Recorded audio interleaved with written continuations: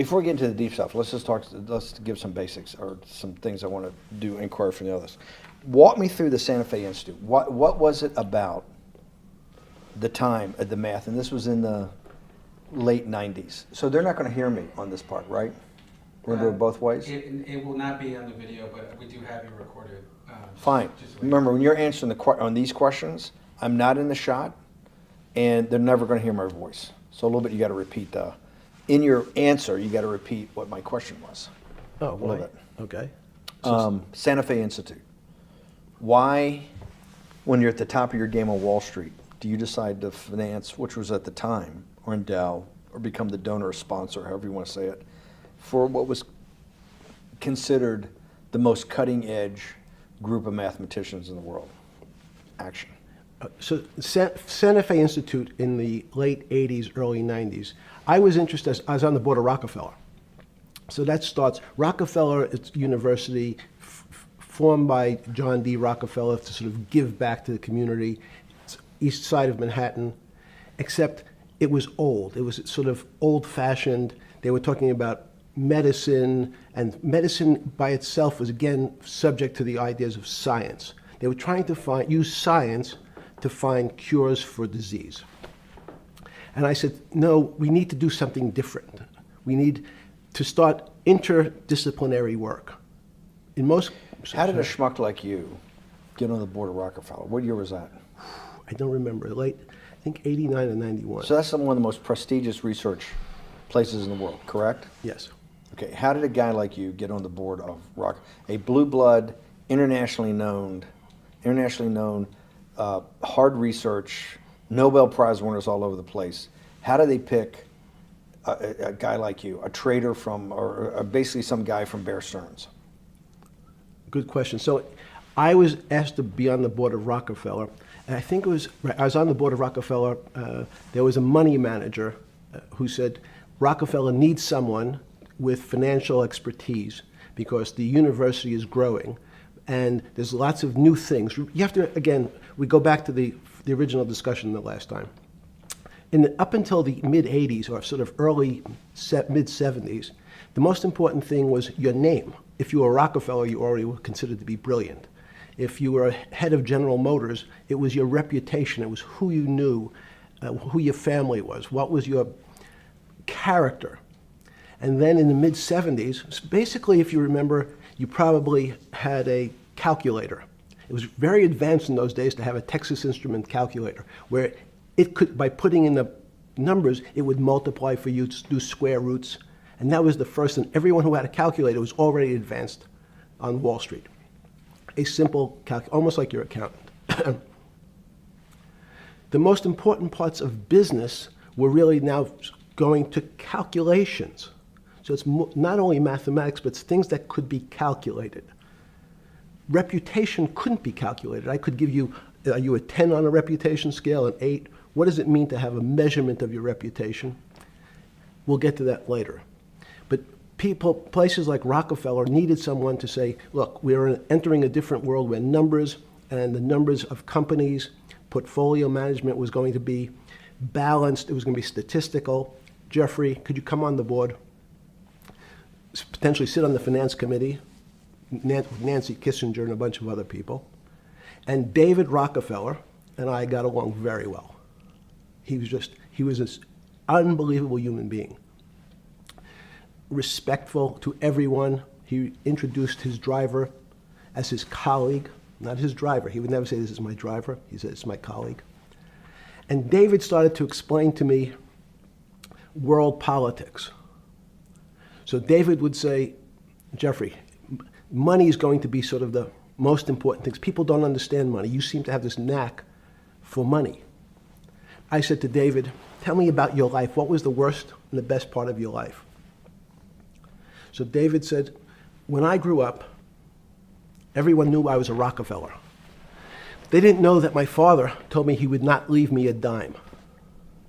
No money. But every time we went out to eat, me and my 5 friends at school, they would leave me the bill. They would expect me to pick up the check because I was a Rockefeller. And he said, I was chairman of Chase Bank. And he said, I remember like it was yesterday, one of the headlines in Time magazine said, David please fire yourself. So he thought that there was a world that existed that would be a combination of both politics and business and leadership. What do I mean? He formed something called the Trilateral Commission. The Trilateral Commission is some spooky stuff. People said it was something, the Illuminati, there's some mystery about it, people that ran the world. It was politicians, but David said most countries, the politicians get elected for 4 years or 8 years, separate from the royal families in England or in the Middle East. Someone's there for 4 years and then they're not there anymore. The most important people to have stability and consistency would be businessmen. So he formed this Trilateral Commission of businessmen and politicians from 3 major continents. So it was the North Americans, the Europeans, and the Asians. So he said to me, would you like to be on the Trilateral Commission? Now, I was 30 years old, 32 years old. I said, great. And he said, well, you have to fill out this application so they have your bio. And I looked at the list of people, and it was Bill Clinton, former president of the United States, Paul Volcker, every great leader in America, the Asians, the Japanese, and with a very long description of their history. And they asked me to fill in what I would like to have written. And I wrote Jeffrey Epstein, comma, just a good kid, which I thought was funny, nobody else did. So in answer to your question, at that time I recognized around the world that monies and currencies were not really well understood. But again, it was only numbers. So numbers, and I'll get to the fact that it was bad thinking. Numbers are very good. Are most people that you meet, even on a Trilateral Commission, when you meet most people, do you find most leaders financially illiterate, economically illiterate? Most political leaders don't come out of a background of finance. Most political leaders come out of a background of being popular. So in some of the countries, in some of the African countries, for example, they might have been a military person. They were a general. In some of the African countries, they might have been a disc jockey. Or in our country, they would have been an actor.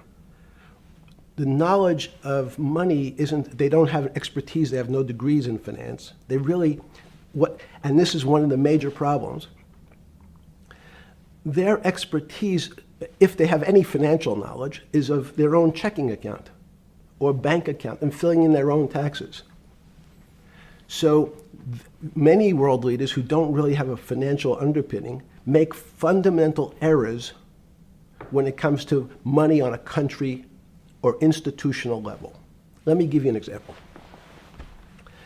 If you, Mr. Bannon, if I said your assets increased last year, you'd say, that sounds pretty good. And I'd say, what does that mean to you? You'd say, well, I have more money.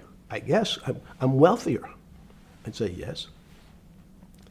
And if your debt increased, would you feel wealthier or poorer? You'd say, well, I don't want to have increased debt. I don't like the idea of that sound, increased debt. Now, that and world leaders understand when their assets go up, they feel better. However, institutions like banks, things that people don't really understand are financial underpinnings of banks. When I say your bank, Mr. Bannon, you have the Bannon Bank, you doubled your assets.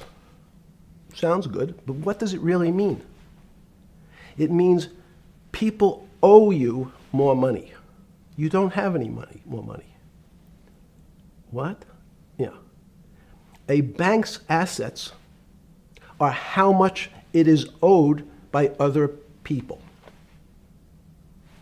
That's crazy.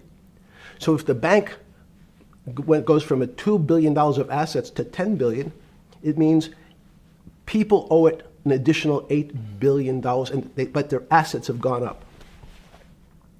So the terminology of assets and liabilities is different for banks. It's not natural. And what most people, and you ask questions about world leaders, there's many people, I think your old boss Mercer understood, there's a fundamental part of money which is called fractionalized banking. And fractionalized banking is something that finance people understand, and the people on the street, and when I say people on the street, that's where I was when I started on Wall Street, would find it impossible to believe. Impossible. Why? Bannon Bank, I give you $1, just one single dollar. In our system of banking, I would say, okay, Steve, I gave you $1. How much could you lend out to your friends? And your natural reaction would be probably something less than $1 because I want to keep something in my pocket. The way our system works is if you as a bank are holding my dollar, you can lend out an additional $8 or $9. No, it's impossible. I only have $1, Jeffrey. We have something called fractionalized reserves, which is if you have 1, you can lend out 9. That's the way our system works. And so not only do world leaders not understand banking, but the man on the street, my father who worked in the park department, it would be beyond his imagination that people could lend out more money than they actually had in their pocket. Next question. But how did this, in understanding that, when you get on something like the Trilateral Commission, you're on the board at Rockefeller, which is the most advanced research. You get brought into the Trilateral, which is the elite of the elite. How, since you're only at that time 30-something years old. 8 years from teaching at Dalton, right? You're a Dalton No, at 10 20 years. 10 years right. teaching at Dalton. Yes. Walk us through. I mean, put us in the room. Walk me through exactly what it felt like. What it felt like being on the board at Rockefeller. You got these Nobel laureates, and you're sitting there making decisions, and you start to meet these people at Rockefeller. You start to meet these people at the Trilateral Commission. What did it feel like? It's a great question. So what did it feel That's like? what I'm in the business of asking. Yeah. What did it feel like meeting some of these people like Kissinger or Rockefeller? And those were two extraordinary people. But in general, I think the question, the people on Wall Street, I tell the story, the first day, one of the first days when I was in Wall Street, someone said to me, would you like to buy ATV? And I was looking in the brochure and I couldn't figure out what stock had a symbol of ATV. And when I finally said, well, I can't find it. And they said, what's the matter with you? Do you want to buy ATV? Which is, he was selling hot televisions, stolen televisions from the floor of the American Stock Exchange, referred to in common parlance as the televisions fell off the truck. So I knew what that phrase meant from Coney Island. But what I found was most people, be it in business, in normal life, or in the world leaders, don't really understand money. It is something they think about. They have a sense of what it is. They certainly want more of it. But they also make statements like, we want more money, but we don't want more debt, which just shows a misunderstanding of what money at its core really is. So most people don't, they want to make it, they want to save it, but to understand it intimately is not a normal characteristic. At the first Trilateral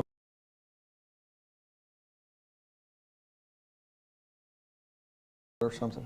Yeah, you're good. Just give me approximate. You joined the Trilateral I Commission. think it might be And we'll be able to show we'll pull down the chart of where your name was, but just give me roughly when it was. I think it could be 90. I don't remember. Okay. Let's Sorry. say early 90s. Yes. When you got on the Trilateral Commission and had do you remember where the first meeting was? It was in Tokyo. In Tokyo. And at what hotel? I would like to say the Hilton, but it's probably not. And it's a 3-day, 4-day? Give me some Three-day event, and it walk me was through the whole thing. Speeches. It starts with a dinner. Just walk me through it. It was boring. You couldn't possibly think it was boring. It's bullshit. It was boring. You had to No, be stars sorry. in your eyes. No. Did you fly over privately? Yes, but it wasn't my plane. So it didn't count? No. You fly over. Yes. And it was who were the first, like when you first met those leaders, you had to be wowed. No. You're 10 years out of Coney Island. No, I'm not wowed by people of position. I'm wowed by people of great ideas. And I don't care if it's the bus driver. I don't care if it's the student I had who has teeth coming out Well, every these guys direction. have to have great ideas. They're the leaders of the three great continents of the world: North America, Europe, and Japan. No, many of these world leaders become world leaders because they're popular and they were able to get votes, or they were able to convince people to vote for them. I learned later. Many of them were just good at what they did in terms of politics. Remember, world leaders are politicians in general. They're not scientists, they're not intellectuals, they're not great thinkers, they're great politicians. At the first Trilateral Commission meeting that you remember in Tokyo, sometime in the early 90s, do you remember what were the big issues of the day that they were talking about, and what did you think about it? Yeah, in fact, it was funny because they were talking about inflation, and they were worried that what would happen, how do you control inflation? And as a mathematician, I didn't understand the concept. I don't understand the concept today. How's that possible? Well, when you talk about most things to do with money, money is meant to be local. It's US dollars. Then I understand what it means. If inflation, it means my dollar today inflates, and it doesn't buy as much as it did a couple of years ago. The prices go up. I don't have it seems that everything is great, but in fact my dollar is shrinking in value. If you, and you're the financial genius here. I'm just a lowly M&A guy. Sure. If you let me finish the thought. Go ahead. So if you're in America, you can feel inflation. Your salary's gone up, but you can't buy the same car. In fact, it starts to feel weird because the value. That's why I wanted to ask the question then. This is my point. Sure. The people who live and breathe this, the central banks, have been haunted by the specter of inflation since the late 70s. Yes. First off, tell our audience, how did that happen? The two great financial events in the 20th century, I'm not going to get to the 21st, were the great inflation in Europe after World War I, the Great Depression, the hyperinflation in Germany that led to the rise of Hitler, and then this inflation in the mid-70s. Before you go to explain inflation, why is the specter of inflation always the central thing in central bankers' minds? Because it goes back to the first concept I said, the weird concept of fractionalized reserves. The system is not well understood. And most systems, in fact, are not well understood. We don't know how our digestive system. Stop. This is I impossible. understand. This is impossible. The world banking system, the world currency system, the world monetary system Yes. has to be so well understood by the Greenspans of the world and the Bernankes of the world and you, right? The currency traders, the guys making billion-dollar bets every day. The legendary guy on Wall Street in the late 90s, Salomon Brothers. Lou Ranieri? No, the guy that wrote the money. Michael Lewis? Lars Poker? Yeah, Lars Poker. Who's that about? That great trader. Lou Ranieri. No, it wasn't Lou, the guy that ran the desk. That eventually ran the hedge fund that went long-term capital. Yes, I don't remember. Who's the guy? I want to say, I don't remember. Yeah. I'm sorry. Lou Ranieri is big, but Yes. those guys have to understand the system perfectly. No, they don't understand the system. They understand the local part of the system. So, for example, why is not only inflation, most bankers are terrified if the public understood that the bank really doesn't have their money at any one time. It's one of the things during the Depression, there were runs on the bank. The reason the banks don't keep much money in the actual bank is they assume that not everyone's going to want their money on the same day. So it's not really the fear of inflation. The fear is a run on the bank. Everybody wants to take out something that doesn't really exist. Inflation is tied to interest rates. It's a more complicated example. But when your money doesn't buy the same amount of product this year than it did last year, if it buys less and less, like it happened, you used the term hyperinflation. There's certain countries that are not managed well, like in Africa at the current, A $100 billion bill, $100 billion bill in Zimbabwe is worth 1 American cent. That's the perfect example of hyperinflation. It goes up, it doubles every day. So people are afraid that their value in the system starts to break down. But so if I said to you, does your doctor understand your body system? You'd say, well, I hope so, because I want him to keep me healthy. But you could have a kidney infection, you could have a heart attack, you could have a broken knee. There's lots of pieces of this system. And in fact, when you ask the question, very few doctors understand your entire body. There's a specialist for your knee, there's a specialist for your polynoidal cyst, there's a specialist for your head, and now we have specialists in different areas. So and I'm going to get to your first question about Santa Fe Institute. The world economy and your body are both comprised of little systems interacting with each other and making one big system. This is what's stunning for all the little guys out there, the populist movement, the little guys that haven't had a pay raise in 30 years. They think that these elites, have everything. The guys in the room making the decisions, the party at Davos guys. You're sitting there, you don't think many people today really understand the complexity and really all the moving pieces and how they interconnect to the world's financial system. No, not only don't they understand the complexity, and that goes back to Santa Fe Institute was an attempt of trying to see if there was a way to mathematize, formularize, or algorithmically understand what the term complexity means. That goes back to the original question. Complex systems are complex by definition. But there's not necessarily, it's not one level of complexity. As we might say, well, our fingers are complex, the movements, the muscles of our hands, but it's not as complex as the blood system. Now I have a circulatory system. I have systems on top of systems, so that there's no one group of or person that really understands the way the body works. There's no one group that understands the way the financial systems work. You might understand U.S. bond market. Now, you've asked about the trade of long-term capital. That was a bond fund, very small part of this very complex system. So the goal of the Santa Fe Institute was to see, is there a way to get in, somehow understand how complex systems interact? Fast forward, Steve, to today, where Google and these other engine companies, the other tech companies, are trying to build artificial intelligence. The strangest thing that they found, one of the strangest things, is that the systems that they design, this artificial intelligence, which a lot of people have heard about, is they design a bunch of systems. They're called neural nets. Terms simply taken out of brain work, neurons in the brain. Nets because they actually look like a net. They put in some inputs. The computers work, spit out an answer. Sounds normal to you. It's because you're thinking about that calculator you had in 1976 on your desk. When you ask the person who designed the system, how did it come to that answer? How did your neural net, can you show me the calculations? They say, no, we don't know. We don't know how the thing we designed actually came up with that answer. That's pretty strange.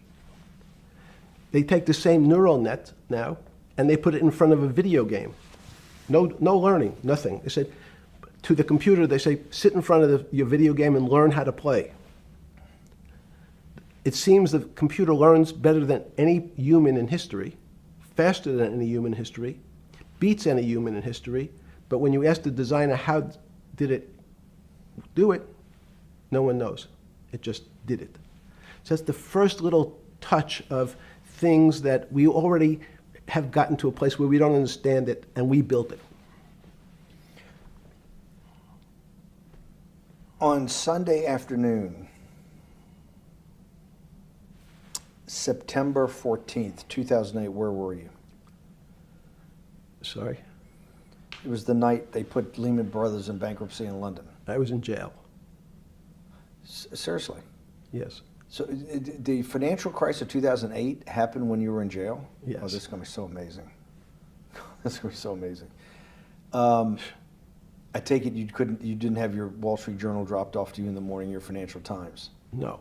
How did you hear about how did you hear about, because I want I forgot about this, but yes. I'm trying to get, this is going to be amazing. This is, let's go back and do that again. Sunday afternoon, because I want to find out about people, the geniuses understanding the complexity of the financial system.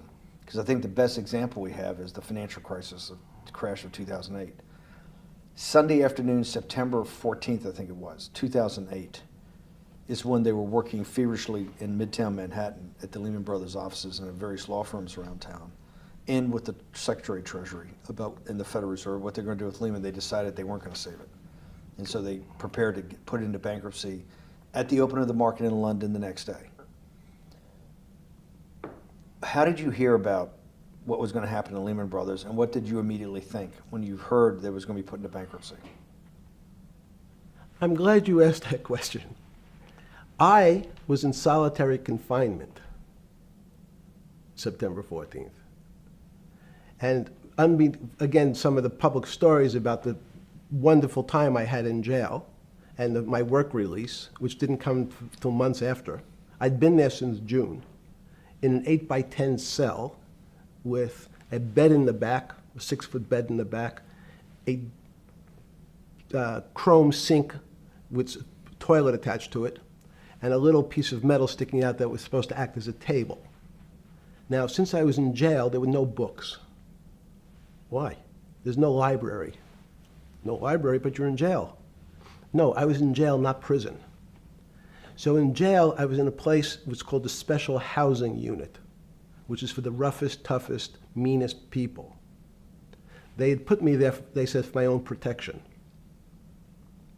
So I was in a 8x10 cell with a little slit in the door where they would serve my food on a tray about 9 inches by 4 inches. And then as soon as I finished eating, they would take the tray and close it down. And one of the guards said, do you understand there's Wall Street's crashing. I'm worried about my pension fund. What should I do? And I said, sorry, Wall Street's crashing? What's happened? And he said, there's some crisis and some companies are going bankrupt. I said, are you sure? And he said, yeah, it's all over the papers. We're all terrified we're going to lose our life savings because we have either a 401k or our pension funds. We don't know anything about money. Mr. Epstein, can you tell us, like, what's going on? Am I going to be able to afford my children's education? Am I going to be bankrupt like this company called Lehman Brothers? And there's another company in the front page today called Bear Stearns. Oh no, I said. Why? Because that's the company I was a partner in. And in fact, that was a company I had a very large investment in. So, as a great story, I didn't have my Wall Street Journal, but in the early mornings, you're allowed to make 2 phone calls, collect. And when you pick up the phone, you can dial a number, and when the person picks up, they say, you're getting a call from the Palm Beach County Jail. Will you accept reverse charges? And the person either says yes, and the call goes through, or the person says no. The person I had called was Jimmy Kane, the president of Bear Stearns. And I said, tell me what's going on. And so that my knowledge of the financial crisis happened with Jimmy, who was at the center of the storm, telling me about what Lehman had gone under, and they were trying to figure out a way, should they bail out Bear Stearns?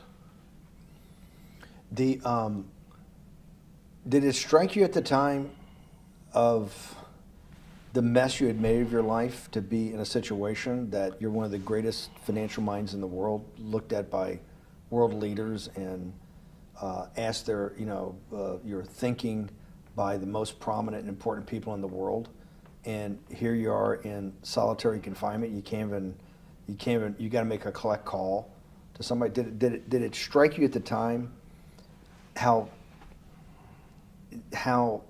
all the threads of your life had come together and put you in a position, or you had put yourself in that position? No. So it never struck you when you had to make your one call, one of your 50% of your collect calls that day, you call the president or the head of the CEO of Bear Stearns.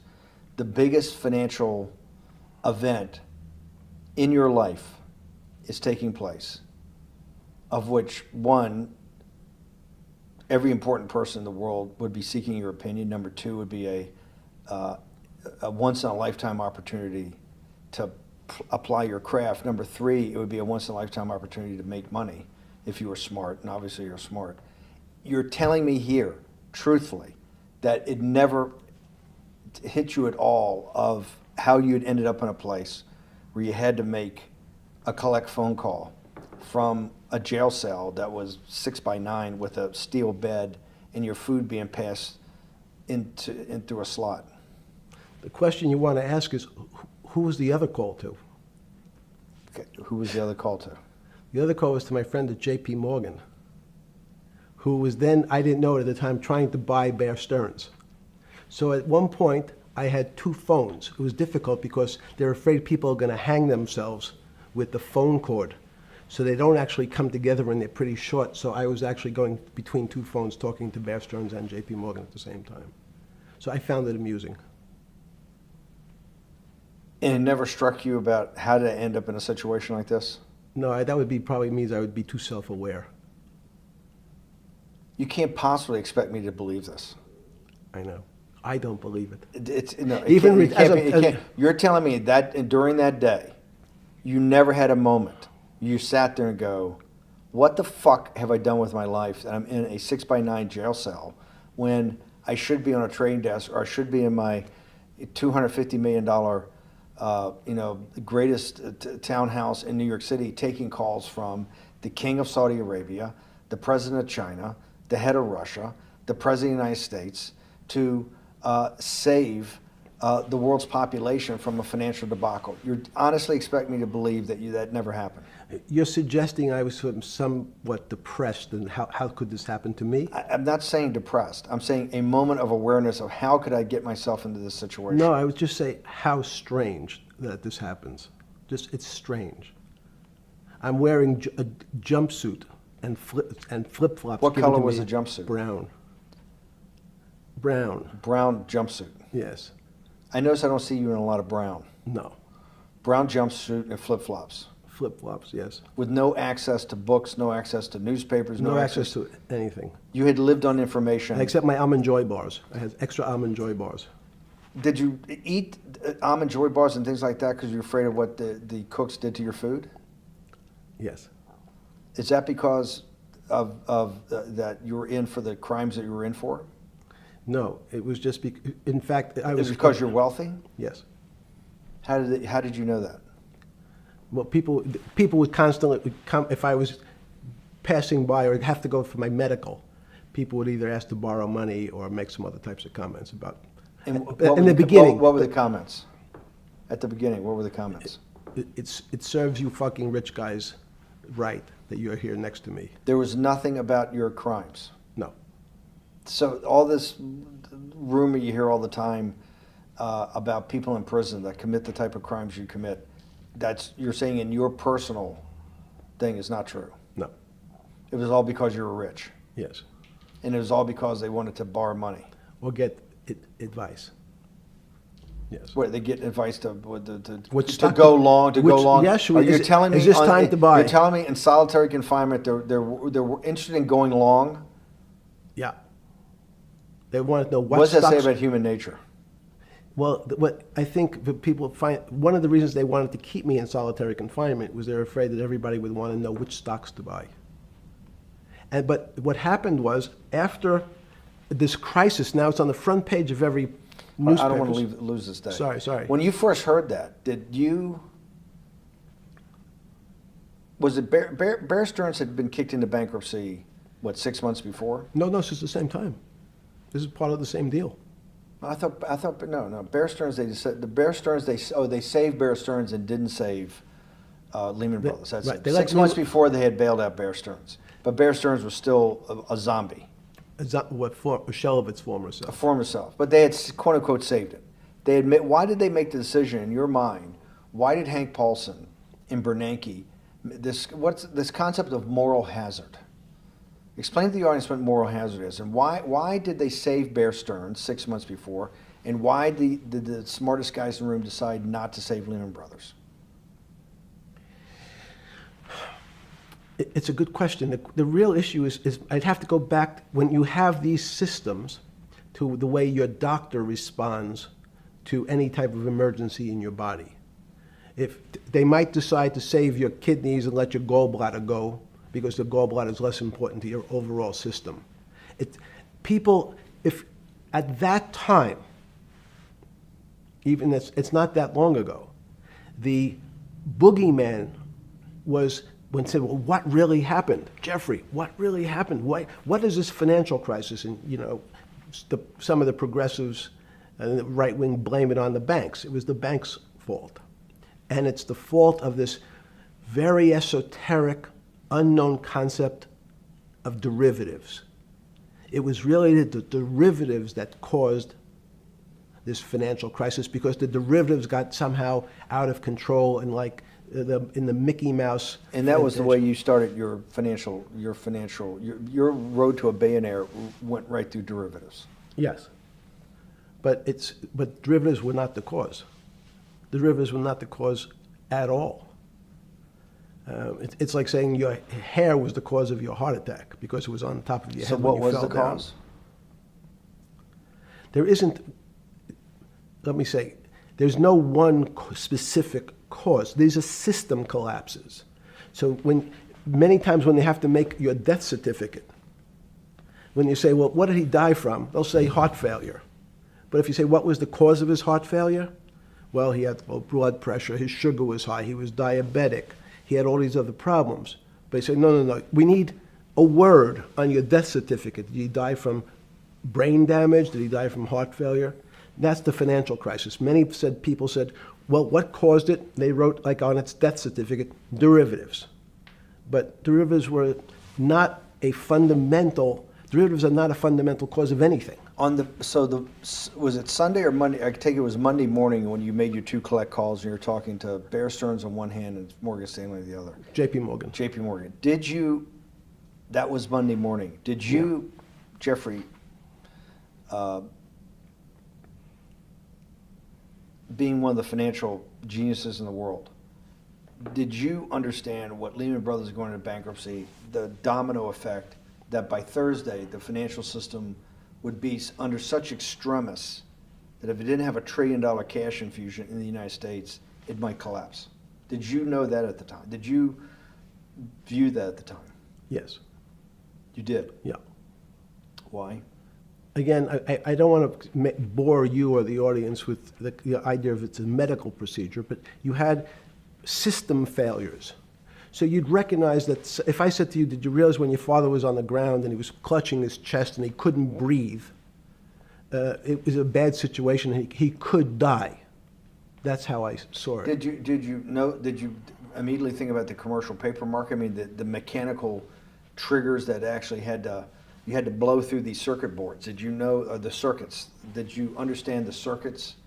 Or did you have a concept of the circuits that were going to get blown through? Yes, but only because of an analogy to a body. And in fact, from my telephones against the wall with my little metal wires, because the next day I talked to another person in Washington about the issues of what I thought was happening, and I made the same discussion about the... They were at the Treasury Department? Yes. So in a 6x9 cell in... The phones were outside the cell. In Palm Beach County, California? West Palm Beach, Florida. West Palm Beach, Florida. This was your juice diet. West Palm Beach, Florida. West Palm Beach, Florida. West Palm Beach, Florida.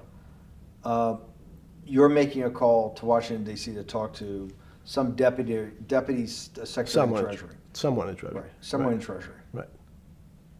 And that does not, the night before you go to bed, it doesn't dawn on you at all. You never have a moment of self-reflection that, how did I end up on this metal cot when I should be at the center of things? No, I had a telephone, so I've said, I can talk to, it makes no difference where I am, in fact. I'm still talking to the same person if I was at my home in Palm Beach. But I'm the here in difference your jail. home in Palm Beach. I can dial my that's a own phone. That's bullshit. No, but you can also make 1,000 phone calls. Here you got to make one, and he's got to take. Think the how much charges. better that was. I had to decide who was the right person to call. That was unusual for me, because I would have called 20 people And before. what was the advice you gave him? I said, you have a sick patient, and it's very much like a sick patient in the emergency room. You can't think about it like your car. People in normal walks of life think about money and things as a machine. And unfortunately, so if your car breaks, cars are always easy to fix. My jets, my cars, if it breaks, I know it can be fixed because it simply follows the same pattern. If this part breaks, you replace the part and the thing works again. People and the financial system are not machines. They can't be fixed the same way. You can't simply take out put some more juice into the commercial paper market, and that's like replacing the carburetor on the car. It's much more, I have a patient who can't breathe, has a stomach problem, can't see, looks bleeding at the same time. What do I do first? I have to think about it as a system. Where's the most logical place? What's the most dangerous place? If your heart stopped, we have to start your heart again. In the equivalent to the money market, why do I have to start your heart again? I need to get your blood flowing. If your blood stops, you're dead. If liquidity, which is the equivalent of blood in the financial system, dries up. And what's liquidity is basically cash, putting cash into the Forget system. about what it is. Okay. Liquidity is liquidity. It allows the system, it's the blood of the system. You need to pump blood hard into the body of the economy to keep it flowing. And if you're, especially when you're worried about someone dying, you're not going to be worried about the niceties of, well, you got the shirt dirty and there was some damage. Pump in that blood, keep that heart When you pumping talked to the person in Treasury on Tuesday, the 16th, did you get a feeling as you were sitting in your 6x9 jail cell in West Palm Beach, Florida, that they were on top of things? No, you can't. It's impossible to be on top of things. There's no such thing. It's, again, the doctor watching the patient die. You hopefully have some confidence that he's seen it before. He recognizes that there are some steps he has to take first before he bandages the guy's finger or worries about what shoes he has on. So you hope that the people in charge, your doctors who are working on the emergency patient, have enough experience and, frankly, judgment to try to keep the patient alive. Did you think that they had those things, patience and judgment? They had pretty good judgment, and you needed a lot of luck, just like in the dead patient. You need to, hopefully you put that blood in and it's not too late. And you make some mistakes, but you have to know you're going to have to give it a shock. In the run-up to the September crash of 2008, Yeah. I guess you weren't occupied with finance. That whole summer, how long had you been in jail? Went to jail June 30th. So the entire summer. Yes. Before you went into jail, you were still very active in the financial markets. Yes. When I say active, you trade currencies every day, you trade stocks every day. When people, I don't do any. someone like you, or you give advice to people to trade stocks or trade currencies. I don't trade every day. I think that's, like Woody Allen said, you can't beat the bank. So I try to pick my spots. George Soros picked his spot when the pound collapsed.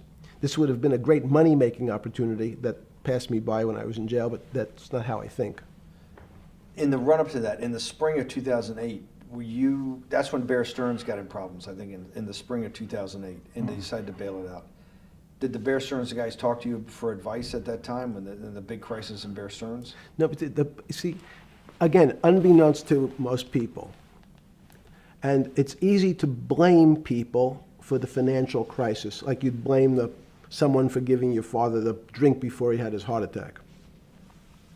But what really happened, the real enemy of the finance system was Bill Clinton.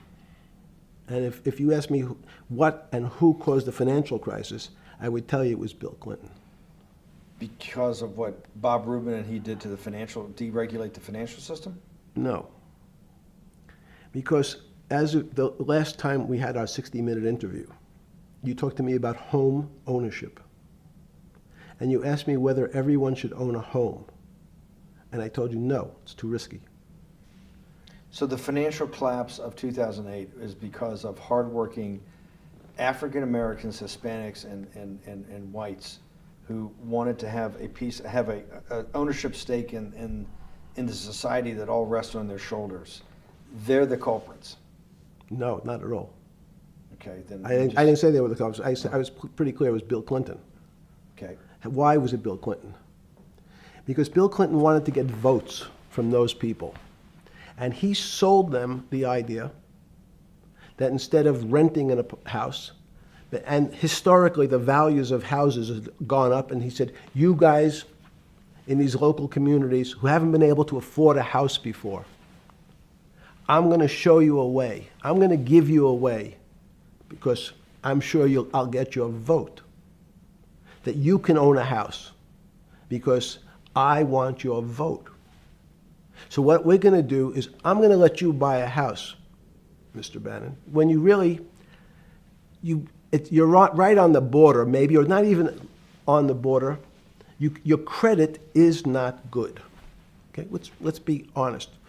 And it's not my fault, it's not Bill Clinton's fault, but if whatever happens, at the moment your credit score or whatever it is, your credit's not good.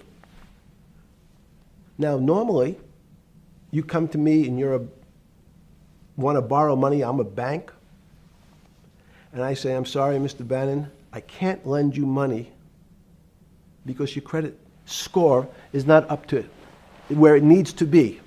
Hopefully, if you work harder and clean up some of your problems, it will be.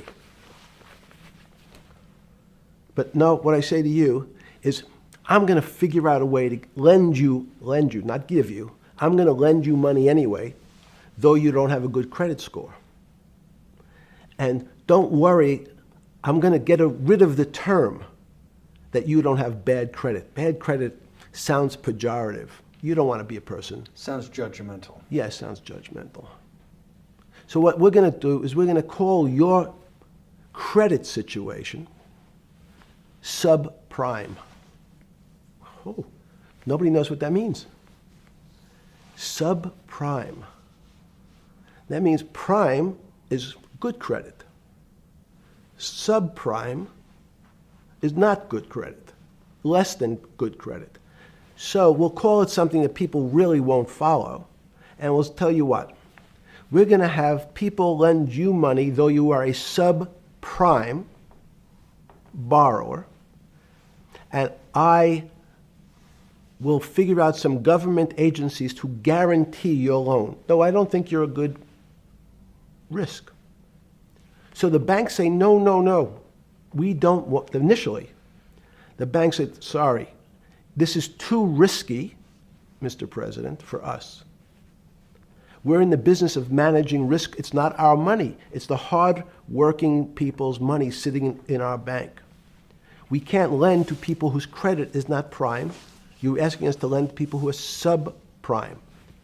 And he says, here's the key, if you don't, Mr. Bannon, I'm going to make sure the Justice Department charges you with discriminatory lending because you refuse to lend to my subprimers.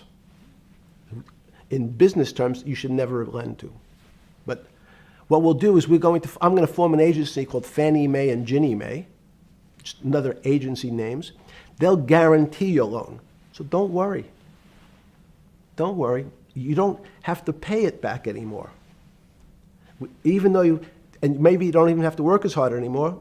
That's probably a harsh statement, but these players, these two big firms, Fannie Mae, will guarantee the fact that that bank will receive its money. Now, the bank says, wow, best deal in history. I refused to lend to Mr. Bannon, but now he has the big brother, his Uncle Sam. He went to his Uncle Sam, and Uncle Sam says, I'm guaranteeing it. The bank says, I want everybody. Give me as many people as you can give me. Because Uncle Sam is the best credit in the world. Not only it's the United States government. We'll take it all. We'll take as much subprime as we can handle. because it's the best investment for the moment. It's a strange investment because it has politics that has inserted its way into the numbers. Politics doesn't belong in the markets, but now we're going to have, I want the votes, we'll make guarantees that you who can't get a house normally will be able to get a house from the bank. The bank says, this is the best deal in history. We will package 100, 300, 1,000 of you subprimers, and we'll sell it off to somebody else. And the whole system becomes mired in subprime mortgages. That's becomes the What do you issue. mean mired? There's just too much supply, it's a supply-demand problem? You get too much supply? No, it's a very good question. What does too much supply mean? Well, then you get to people, go back to your first question to me. Government leaders. Government leaders know if they're good, and they can do mathematics, they can balance their checkbooks. So certain people in Congress said, well, how do you value these subprime mortgages? The banks say, we've been valuing them the same way we've always valued them for the past 20 years. The accounting firms, there's something in this country called GAAP accounting, which is a standard type of accounting. And we account for them the same way we've always accounted for them. If we paid $1,000 for your mortgage last night, when we put it on our books today, we're going to say its value is $1,000.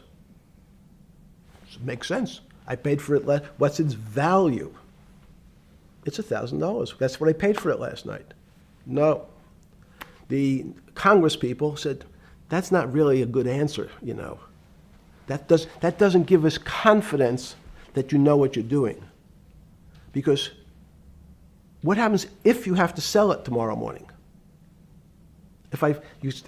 Something's happened and you have to sell it. Remember, there's kinds of stress tests.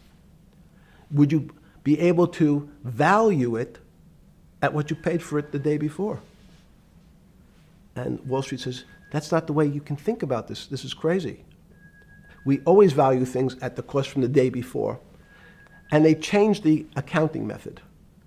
In essence, to say, not what it was worth yesterday, but if I have to sell, what would it be worth? That's impossible. So what happens is, every bank now has to value something that they bought yesterday at lower than they paid. Never before in 20 years did they have to do this. So something they bought at 1,000, on their books was 1,000, is now 990. That starts to, you asked the question about what did I start to think about. Something's 1,000 and 990, this person now has to value it at 980. When did you first start to get nervous? Understanding Bill Clinton and all this. Did you change glasses? Yes. Okay. I changed shirt. I saw that black. Are you okay with the? Yeah, great. I think we're gonna have all kinds of changes. I'm experimenting. Okay. When did you get a feeling? Did you ever anticipate before it happened something like 2008 could happen? No. How could that be? It's the word I'm going to beat it to death, is that it's very much like would I anticipate I'll have a heart attack tomorrow? Unlikely. Was 2008 a heart attack or a stroke? Debilitating.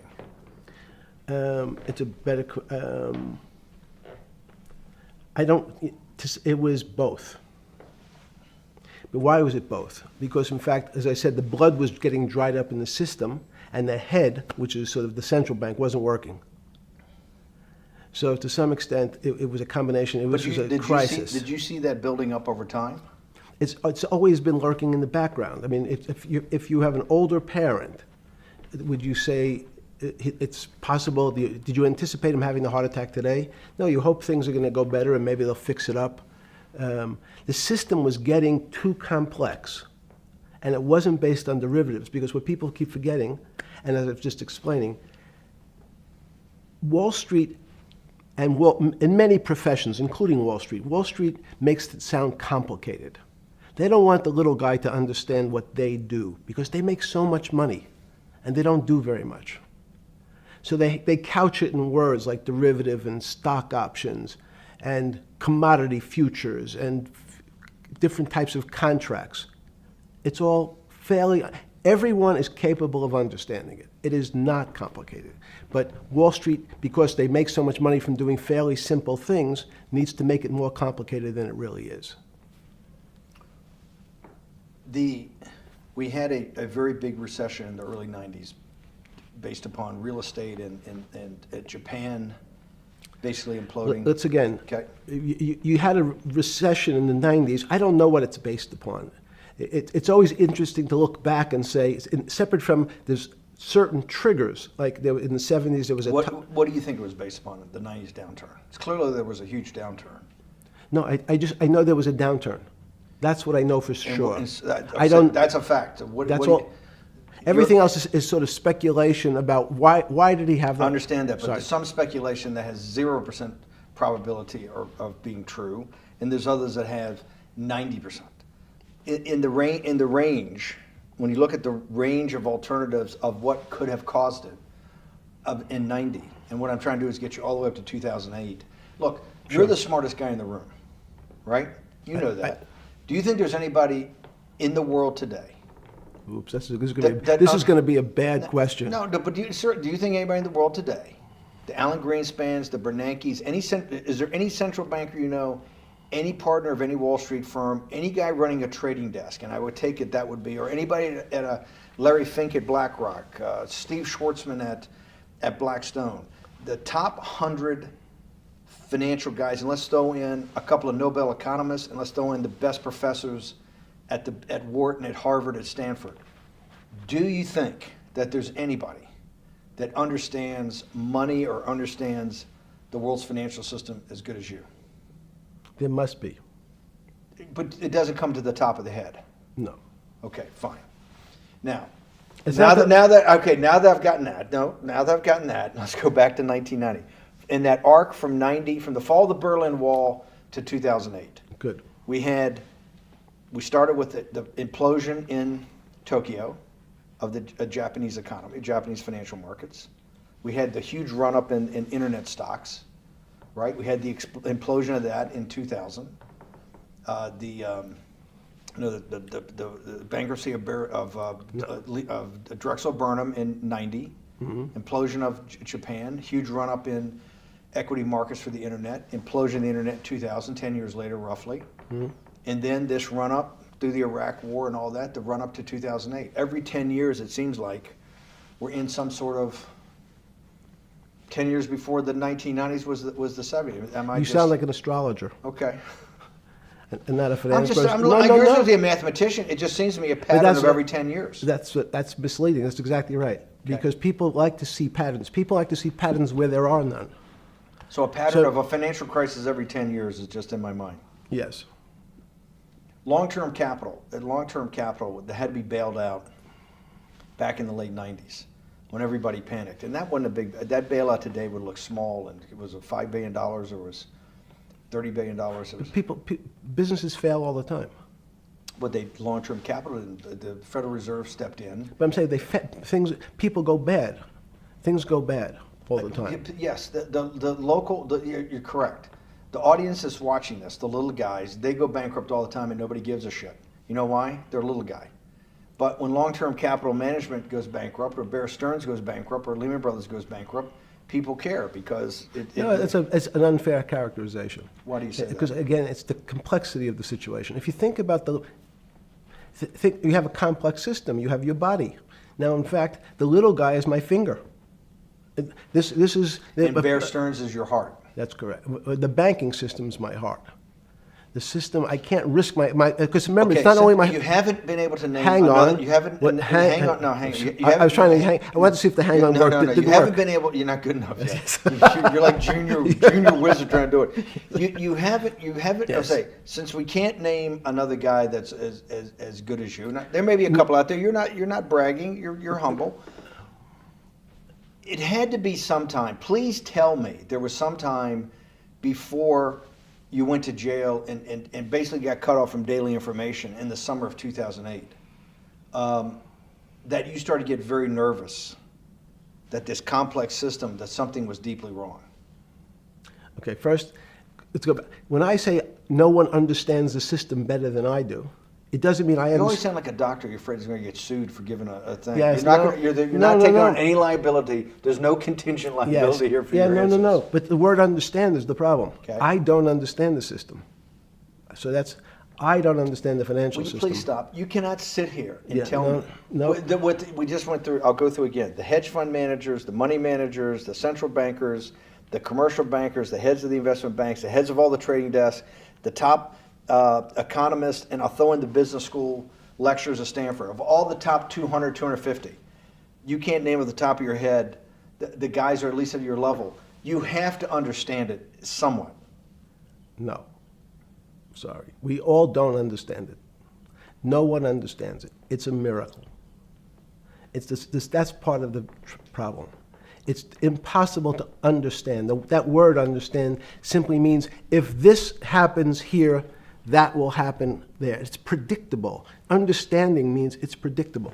It's not predictable. That's the problem. In complex systems, that was the fascination. Is there a way to tease out some level of predictability?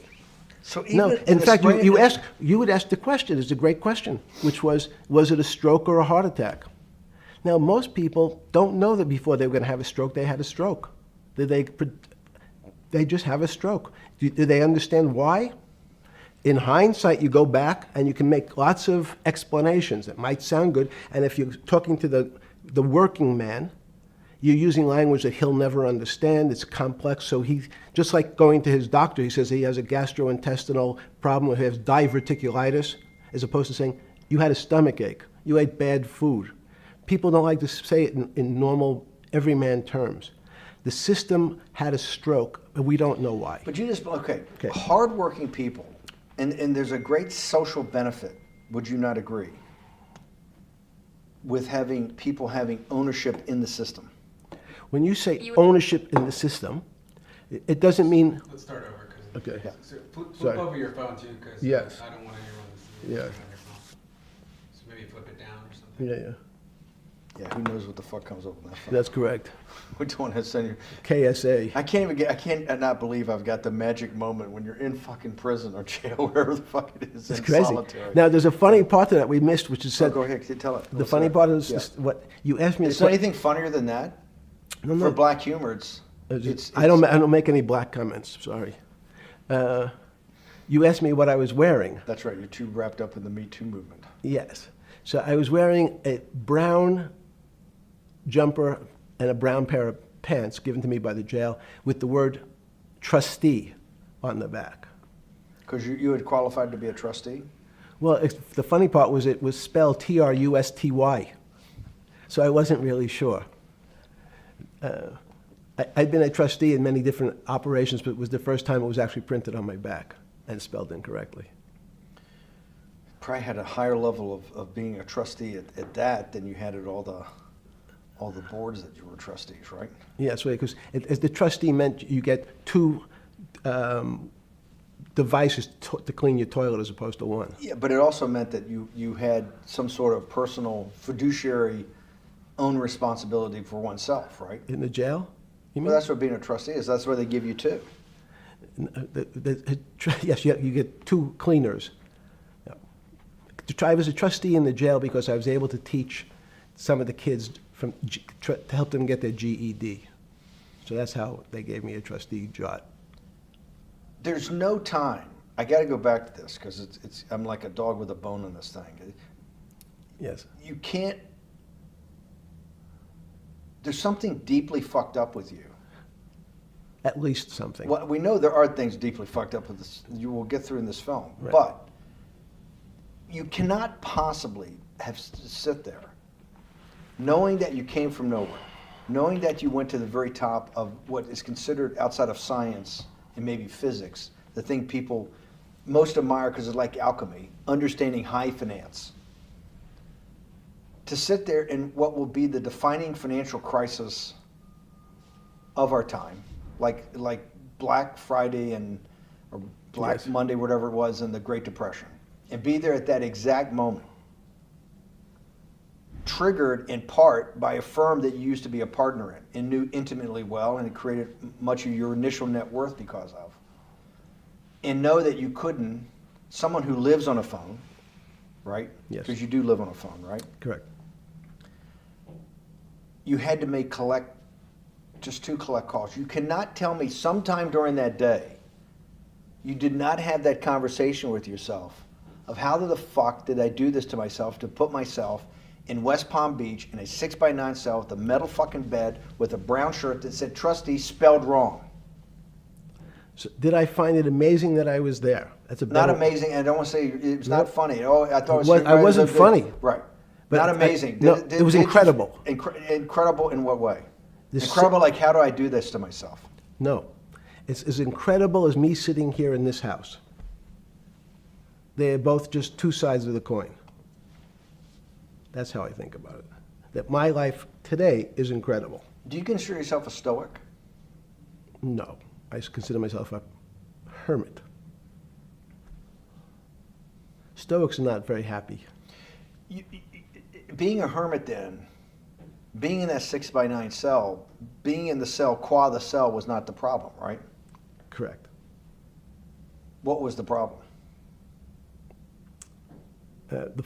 Eating the almond joy bars. Because you couldn't eat the food.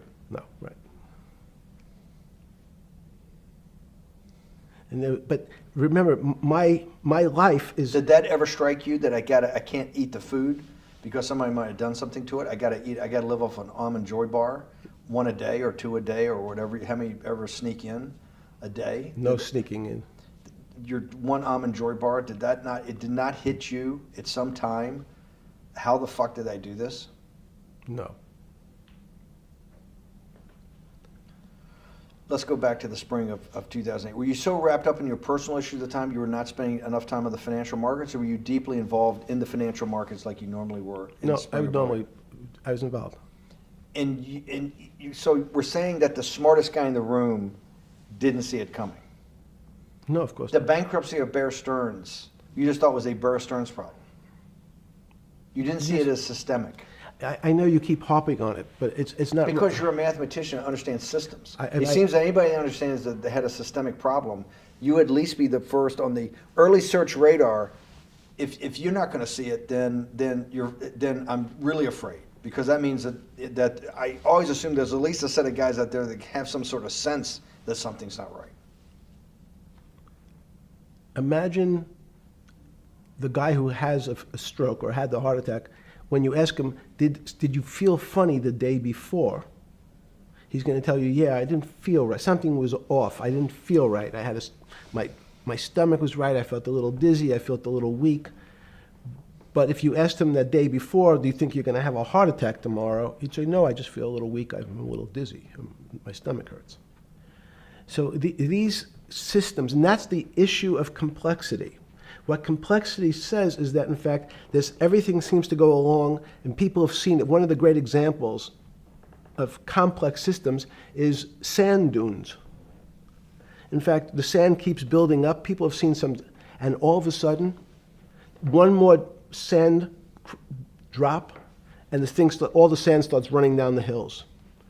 That's the way I see the financial markets. When you funded Santa Fe in the early 90s or late 80s? I believe it was early 90s. I can get back to you. But early 90s, Santa Fe was funded for the study of complexity theory. It was studied with math. So let's back up. So why did I buy a ranch in New Mexico in 1993? So that gives you some sense. So I would have funded it in 1990. Los Alamos, which was the high energy lab up in New Mexico, was losing all its scientists. In They were Los closing- Alamos, it was where Oppenheimer and where a lot of the nuclear weapons program, the bomb. That's original when the bomb. Manhattan Project. Manhattan Project Yes. was Yes, sir. as Los Alamos, and you bought your property out in New Mexico to be near that? Yes, because the scientists were going to be, they cut the funding for high energy physics. But the people who worked in Los Alamos would still be in the Santa Fe area. They cut that because this was the Cold War dividend, right? I don't remember exactly why.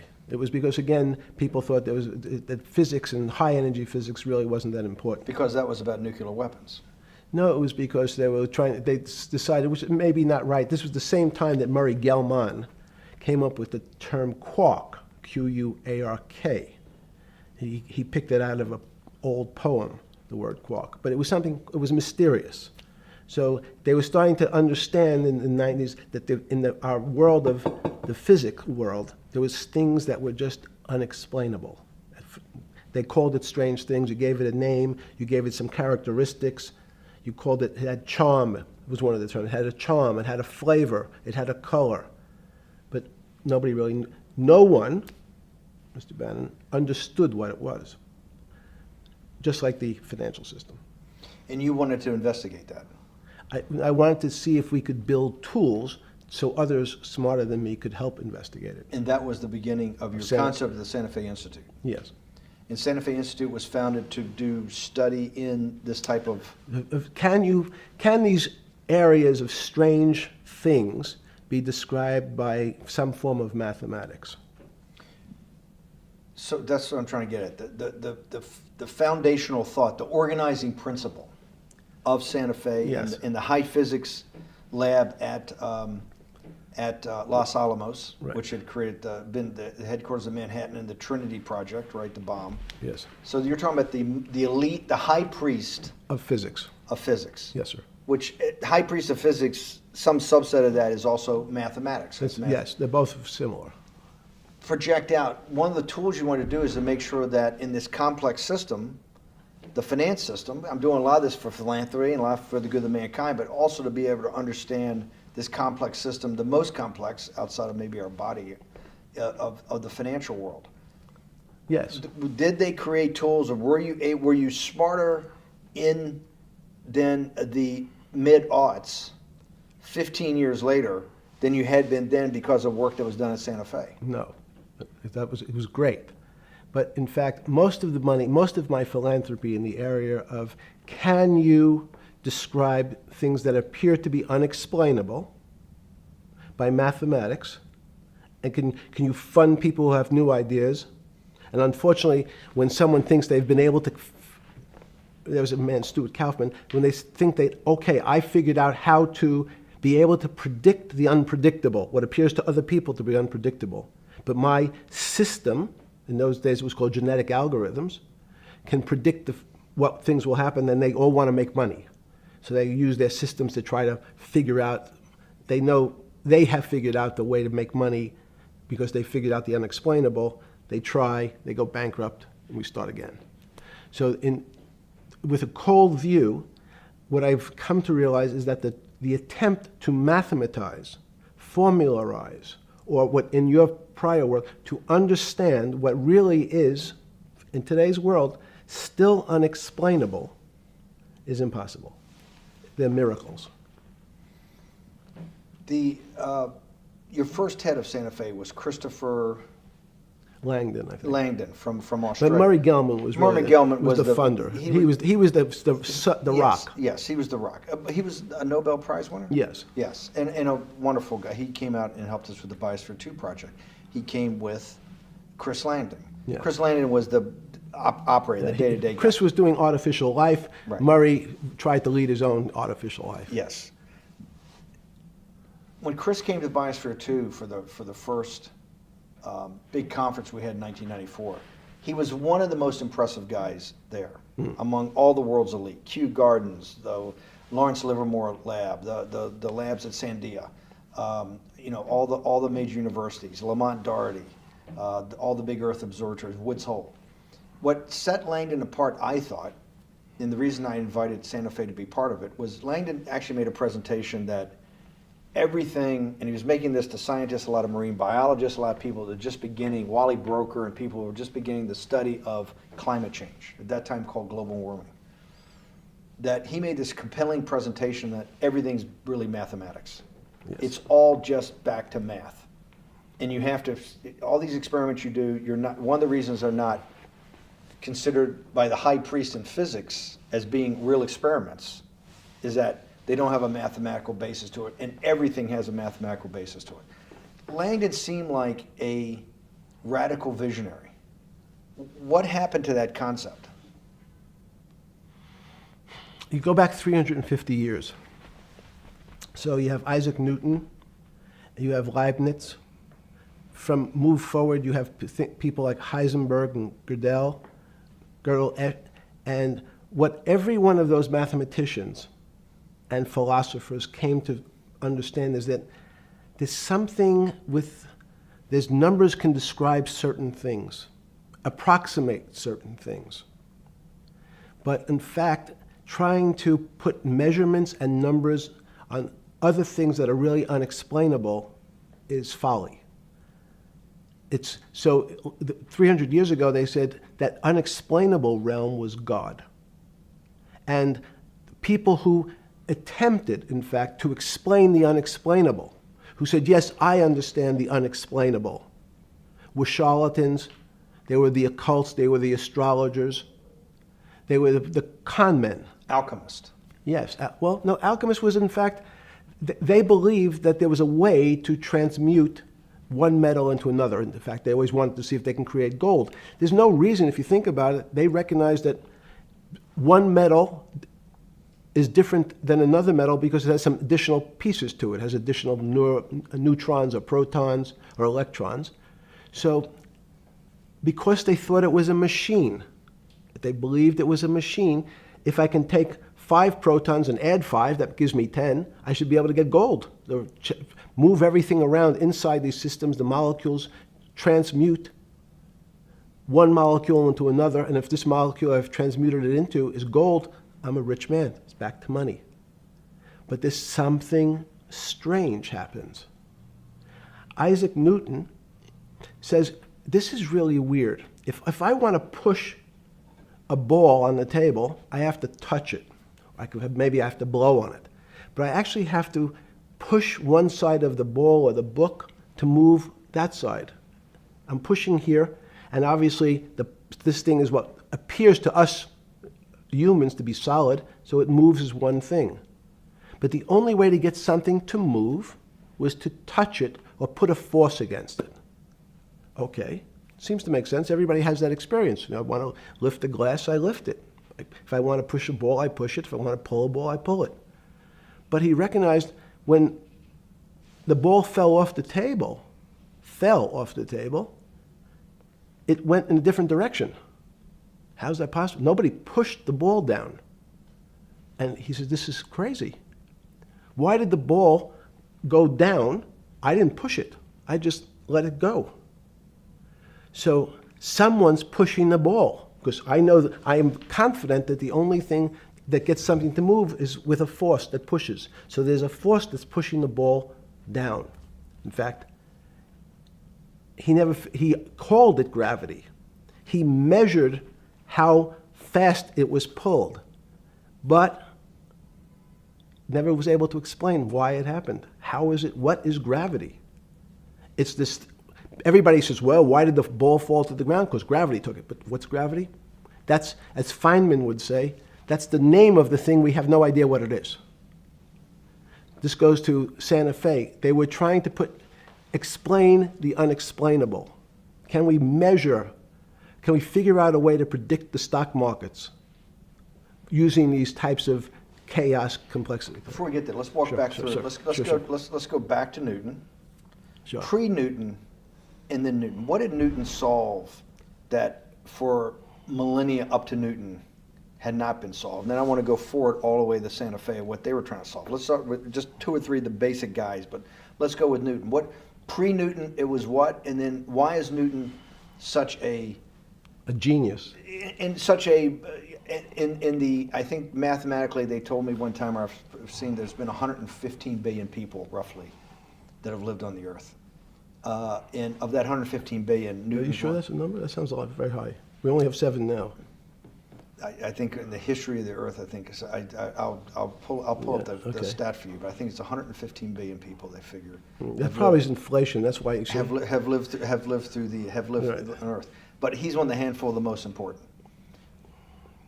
What did he solve for? Why is he so important for how we live today? And then we want to go through Leibniz and the other, two or three other major ones to get us to Santa Fe?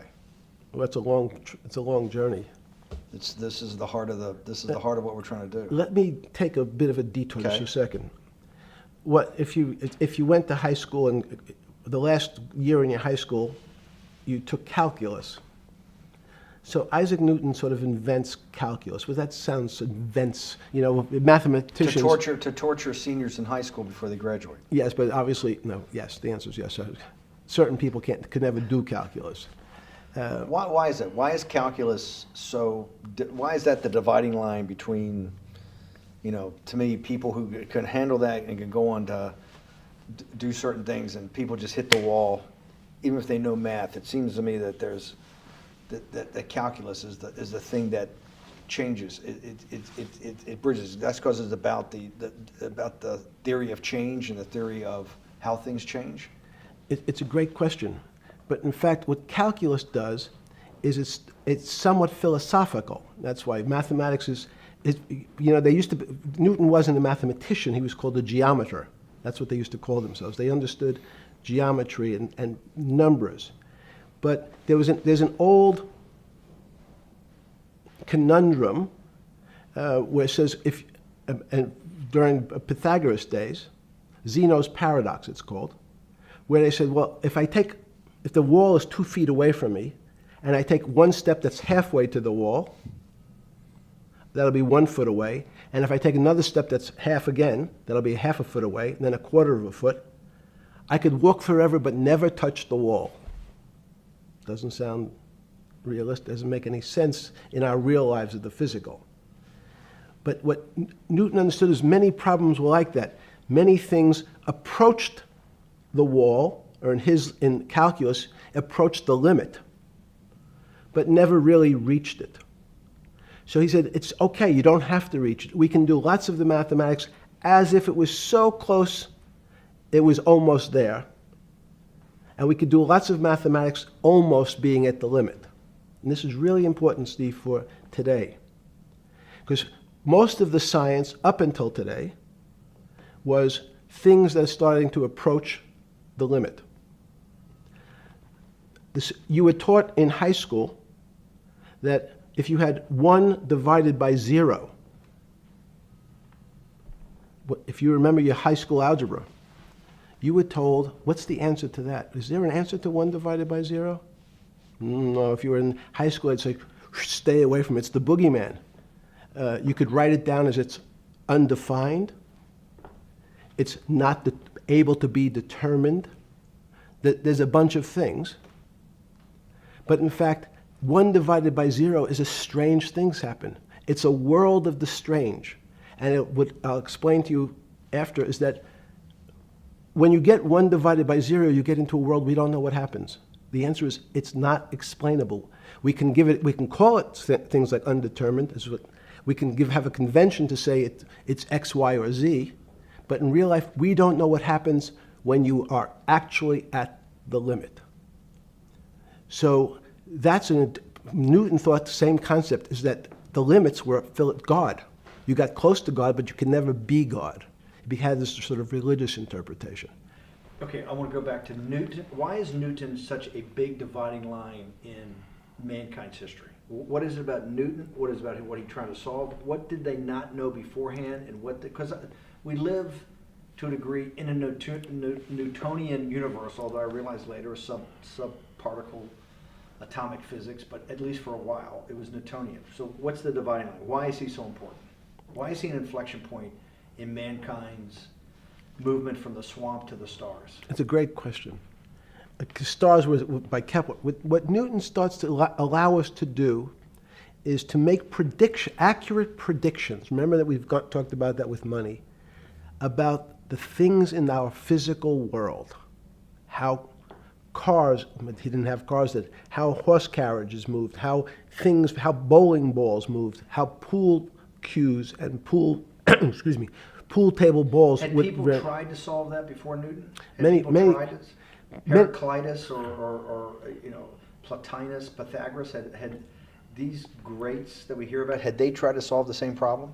Not the same problem. They tried to again, what Pythagoras does, he starts to figure out this relationships in triangles. For example, everyone knows the a squared plus b squared is equal to c squared, that Pythagorean theorem, which is basically says these shapes in a triangle, each side of the triangle has a fixed relationship with the other two sides. That's strange. He knew, again, but it was all numbers. This was a system of things in the physical world, and Pythagoras says we can start putting numbers on things that help you predict how they will behave. You can add two triangles and make a square, some different shapes. They were looking at geometric forms. Newton says, well, I want to know how planets move. I want to know how things around me move. Can we find formulas? Can I find formulas that explain what I see in the physical world, how physical things interact and how they describe one another? Again, the fact that two things, two solid masses, for some very strange, unknown reason, unknown today, attract one another, no matter what they are. People have seen the experiment. You hang something, two little metal balls from a string, they move towards each other. In fact, they move towards each other was very specific. So when you drop the ball to the floor of this room, Newton says, in fact, the room came up a bit to meet the ball. The room moved. It's imperceptible. You can't really perceive that motion, but they attracted each other with certain ratios. So he started to be able to measure things in the physical world. And that was great advances. It also, now you wanted to move very quickly. Unfortunately, most people, especially in the 20th century, 19th century, said, well, like Newton, let's measure everything.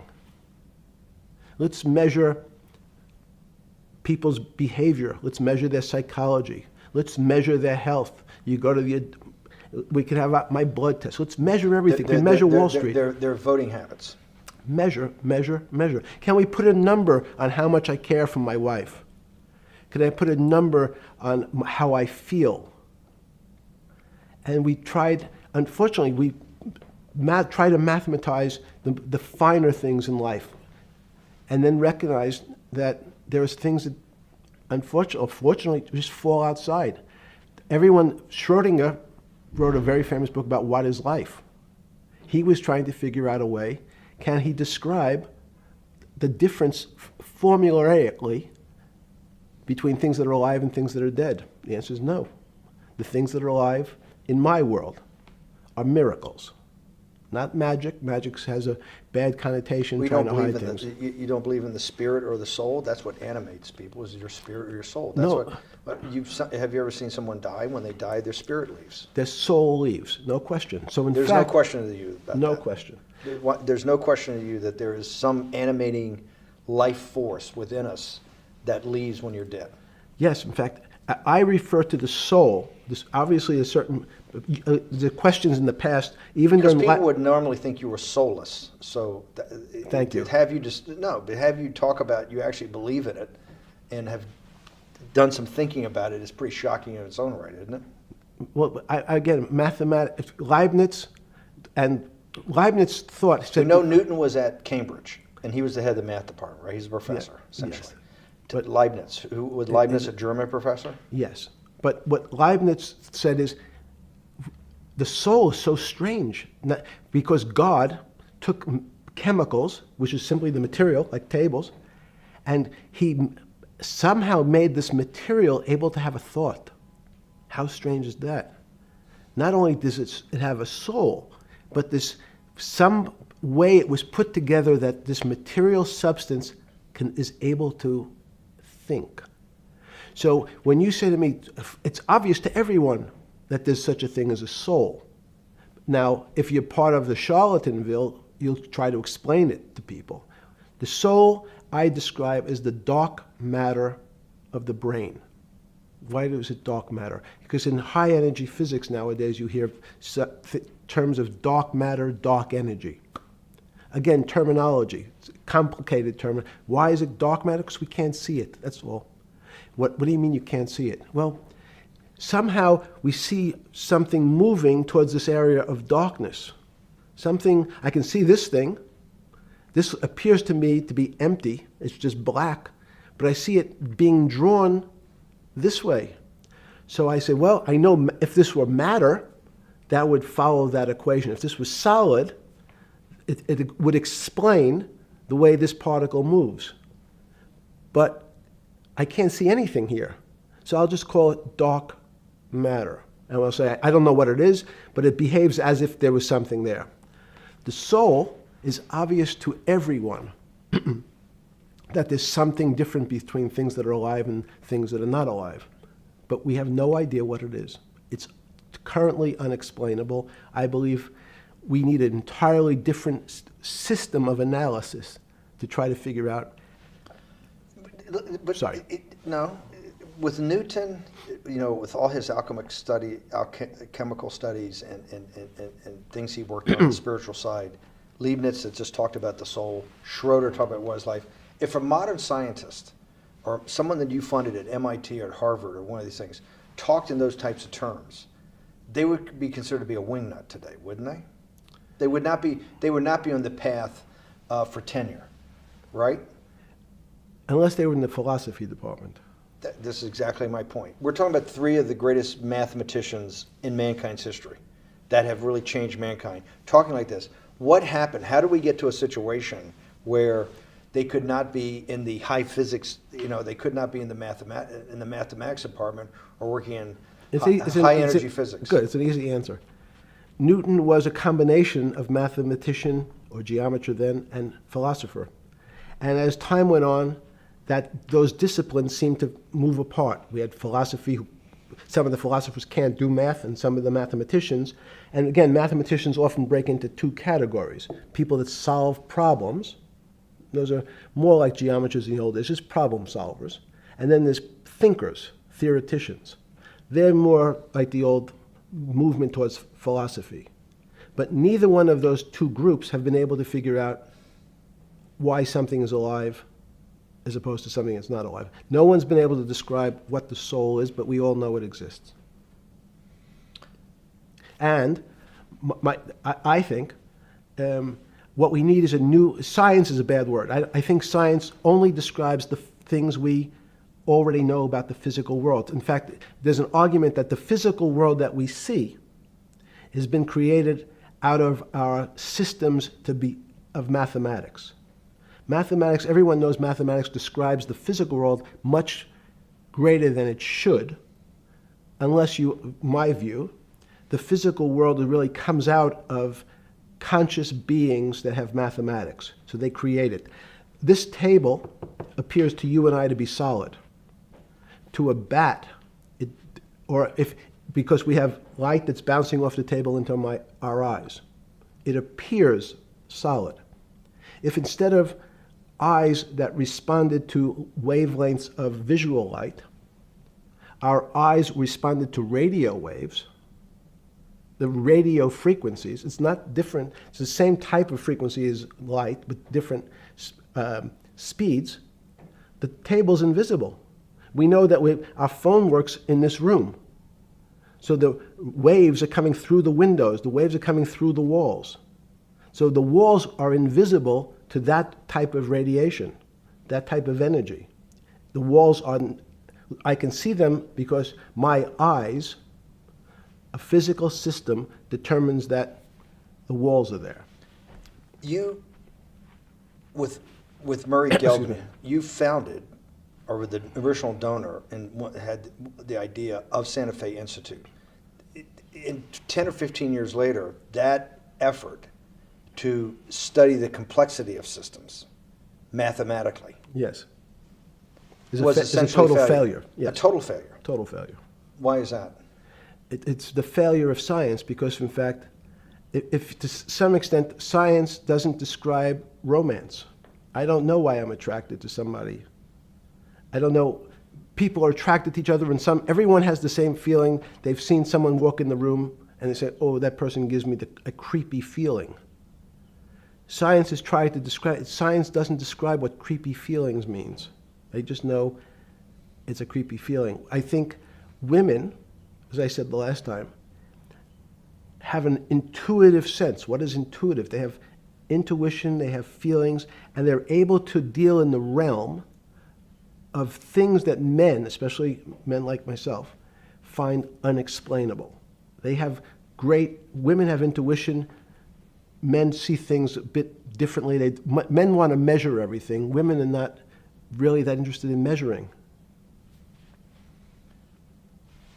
In what you're saying in macro terms, you actually think science, mathematics, maybe ultimately technology is moving to that more intuitive. I think science and math are old-fashioned. And unfortunately, people are still taught that they have to learn algebra in school and certain things in school, as opposed to learning to have an emotional. Is this what Larry Summers was trying to get at? Maybe didn't say it perfectly enough, but what he was trying to get to in that system, the systems we study today, the way mathematics is either taught or understood, that women just haven't gotten up to the highest realms of engineering or physics or mathematics because of that. And you're actually implying that there's a either new branch of science, or we've hit an inflection point like in Newton that's going to go in a Newton took mankind in a different direction because he was able to measure. Then you had subatomic, non-Newtonian physics later. Are you saying that you think there's another developing field that's coming up that may take us, I don't know how many decades to get our hands around, but that's what's evolving out of this? Yes. Yeah. In fact, I think that mathematics, it's not the end of science. Every year someone says it's the end of, we can't discover everything. There's lots to discover with relationship to the physical world, but we know a lot already. In respect to the unexplainable world, we almost know nothing. Women, again, sense it. And instead of Larry Summers, I won't digress too much, but Howard Gardner early on said, there's not one form of intelligence. It's not mathematical intelligence. There's emotional intelligence. There's kinesthetic intelligence. There's this argument that I reject that black people are less intelligent than white people. It's not true. We know, for example, that if I was in the forest and I had to run from the lion or figure out a way not to be eaten, and my competition is a local African, I'm the one who's getting eaten because they have the intelligence to deal with their local environment. So it's just different. It's not better, it's not worse, but there's many differences amongst different types of people. And so people have different intelligences, and they excel in some intelligences usually, and less so in others. When did it come to, because the world of high finance is a world of pure reason, or is it a lot of emotion and gut checks and on trading desk and central banks when these decisions get made? Is it that high church, like the high church of science of high energy physics, or is it as much emotion that comes in as much as the mathematics and the reason? It's a great question. I think if you talk to really experienced and successful traders, and you ask them how they know what's going on, they can't give you an answer. They don't know. They feel it. They can feel the way the market's moving. They can feel the way the stock's moving. And that these are not very well-defined terms. It's difficult to put in mathematics terms, how did I feel it? You could look back and make guesses what I was seeing. But great traders feel it and then act on their feelings. That's the difference. Many people feel it but are afraid because they want a mathematical justification before they take that next step. When you first got on the trading desk at Bear Stearns in the late 70s or mid 70s, were you shocked by how little actual understanding of mathematics that the traders comprehended? Yeah, well, again, we had a Texas Instrument calculator. Most stockbrokers, especially before 1975, if they were good stockbrokers, could add. That's about it. They could multiply. If you could multiply, you were already in the top 15% of stockbrokers. Stockbrokers simply meant there's a story. When I went to the first person, I had no money. And I said, how much money do you make a year? And he said, $400,000. I said, impossible. I'm making $10,000. That's probably more than your family had made in its entire existence. Yes. And he makes that in a year. I said, what do you do? And he said, it's too complicated for you to understand, which is what the main thrust of Wall Street people, they want to tell you it's too complicated. Because if you understood that that person was simply, he had a brother-in-law, in fact, in this case, who ran the pension fund at General Motors. His brother-in-law would call him and say, buy 1,000 IBM. He'd hang up the phone, he'd write it out on a ticket and walk it to a window. That was his entire skill set. Hello, write what my brother-in-law says, walk it to a ticket window.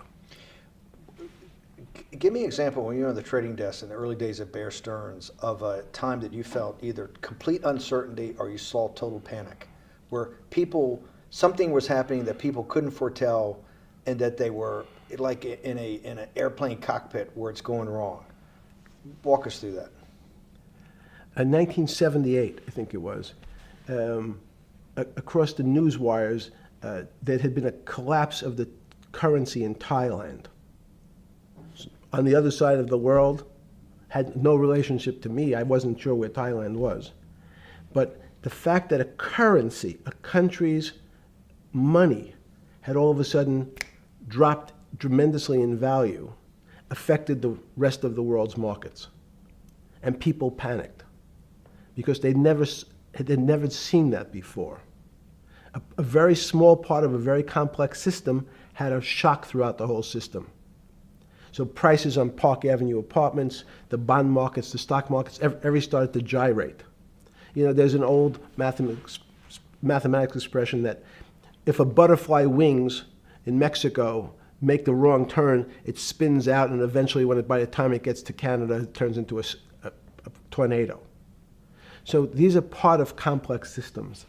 So yeah, Wall Street in certain parts. Santa Fe Institute was supposed to actually come up with a formula for that, for the butterfly wings. Why in 15 years did you reach the end of at least that experiment?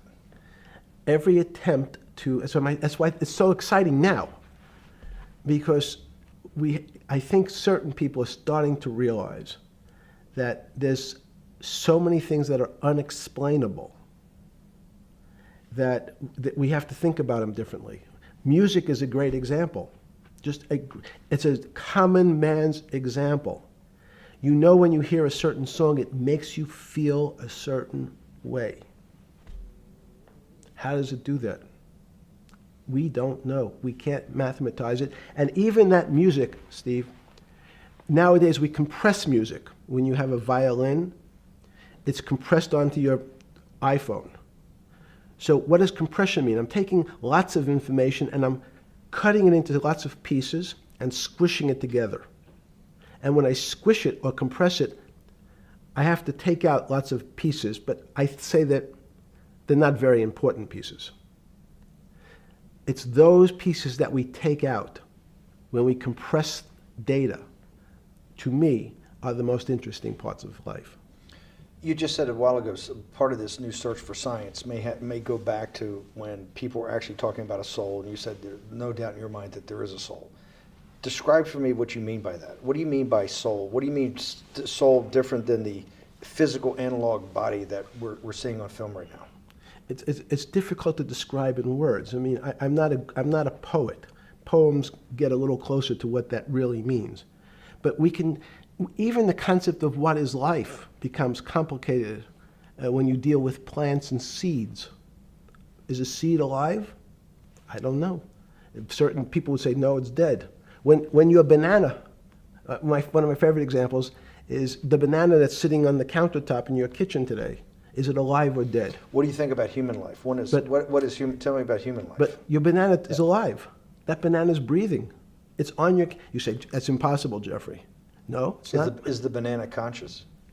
All these words. These are words. So everyone's trying to fit a very complicated concepts into a very small box called conscious or alive. These don't fit in that way. So if you put your banana in a bag and put another fruit in with it, the fruit ripens faster because the banana breathes with it. We don't understand most of those things. So you asked the question. Sorry. You talk about the life. What about human life? What about it? Tell me what do you think? What do you think human life is? It's a miracle. It's a miracle. And when I say miracle, I can't explain it, and I make no attempt to explain it at the moment. We don't know how to think about it. And anyone, and again, another one of the Feynman quotes when he was talking about quantum physics. He said, anyone, Jeffrey, who says they understand quantum physics and quantum mechanics and quantum behavior, you know they're lying. Let's talk about it. That's post-Newtonian. Talk about what's the difference, who founded quantum mechanics, why is quantum mechanics taking Newtonian physics and taking it to the next level? It forms a much broader category. Let's go back to this desk. You use the thing of Newton using this desk.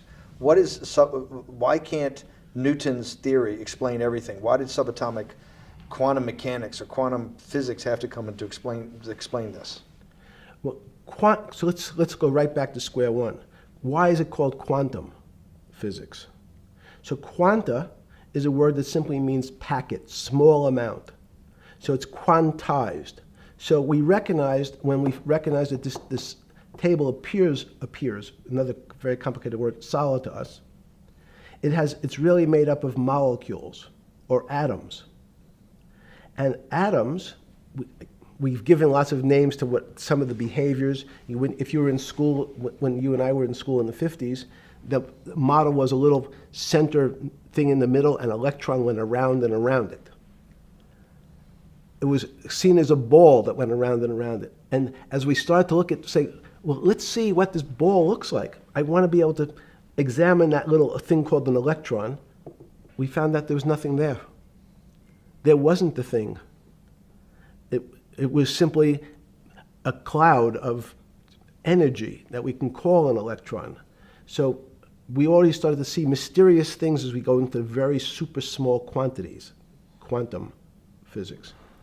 So quantum physics started to go into the very small, and at very small distances, we see things that we can't explain. We just cannot explain. How am I doing on time? 4 minutes. Fine. And to summarize, no, sorry.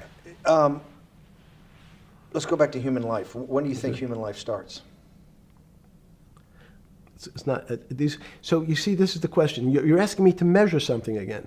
It's the disease. It can't be measured. You just hate making commitments. That's why I'm not married. I'm peeling this onion back a layer at a time. All your bullshit and happy target can't be measured like that. Is that to say measure it's a commitment. You don't even like a commitment when you answer a question. I don't As know. they say in golf, commit to the shot. I don't know what it means to be measured. You do know what it means to be measured. You're one of the leading currency traders, hedge fund guys, or stock market financial wizards. You're in the high priesthood of high finance. You certainly know how to measure. That's why you're a billionaire. Any other answer besides that is total and complete bullshit, and you know it. I know very few things. You know things can be measured. You measure every day. You weigh and measure every day. You weigh and measure people. You weigh and measure leaders. You weigh and measure economies. You weigh and measure politics. It's a very good. You weigh and measure. You weigh. Hang on. Your whole life, in fact, is measuring. So what you've now done is a great thing, is you've used the word measure, a mathematic term, in the common vernacular and abused it. So I don't even recognize what it means. It's so abusive to my field. Why? And let's go to that. In mathematics, measure means what specifically? There's no specific. It's an approximation, or giving something a number. Einstein said, we're not asking you to go to the 9th decimal point. You didn't say that before. No, you're not going to the 9th. I don't even. What if I say measure? How tall are you? You'd say, in your case, 6 foot. 6 feet. But is it 6 foot 1 inch? Give or take, between 5'11" and 6 feet. But what's that? But I want. So the question is, I want an accurate. I got Zeno's paradox. I don't even know what it means to measure you. Am I measuring the top of your hair, the top of your skull, the finer, the more. You're being rabbinical. This is like. I shaved my beard off. I used to be rabbinical. No, my point is, isn't that going through the Torah where you're parsing every definition? No, so, however we broadly define measure, your life literally is about measurement, is it not? It's about putting numbers on things so that I can try my best. That you can call it whatever you like. If Well, that what do makes you feel better. What do you know? No, Because I I'm wanna trying make to you relate it happy. back to your scientific inquiry. No, even a number. People don't. A number is a complicated When did thing. you come? When did you come to this When did you come to this aha moment? Was it when it was in your solitary confinement, when the biggest financial crisis in world history was going on, in your 7x9 jail cell with your metal bed and your two brushes because you were a trustee with the brown uniform on, trustee spelled wrong? Is that the moment of clarity that you had about science and Newtonian physics and everything that we can measure is really not going to be the way we go forward? It's going to be much more esoteric, emotional intelligence thing. Was that your moment of clarity? I wish it was, because it would make such a great story for this interview, but it's not. It's the fact that I lead such a privileged life to come across. But when did you? If it didn't happen then, when did it? Or did it happen before? I was then? going to hopefully Okay. get to the. Okay. I'm in a privileged position to have some of the world's smartest people come to my house and tell me what they think about different subjects, and I finally realized that the thing that they had most in common was there was this area, no matter how smart they were, that when I asked them the questions, they said they'd have to resort to a 500 or 1,000-year-old response to that question, which was, I don't know. You know who else found that out? Socrates. That's what Socrates kept doing, right? Socrates kept asking all the experts. He would go through, question after question after question, and realize at the end they didn't really know. They really didn't basically understand what they were talking about. And one of the things that people won't enjoy, it turns out that potentially one of the bad things to teach children is how to write. Writing, reading, and arithmetic was supposed to be, everyone's supposed to be taught. But writing forces you into a very narrow channel of thinking. You have to write in a certain form, in a certain way, in a certain linear pattern. So your thinking becomes somewhat narrow. The reason I brought up writing is one of the recent discoveries of mine with respect to Socrates, Plato, and Aristotle is they never wrote anything. They spoke, and people around who could write wrote. Socrates could think. So that was. Jesus of Nazareth was the same way, right? Never wrote anything. I thought he was a carpenter. He was a carpenter. Didn't he need like a little carpenter's tonight? I don't want to get that. But at least his written record. Right. One last thing. Sure.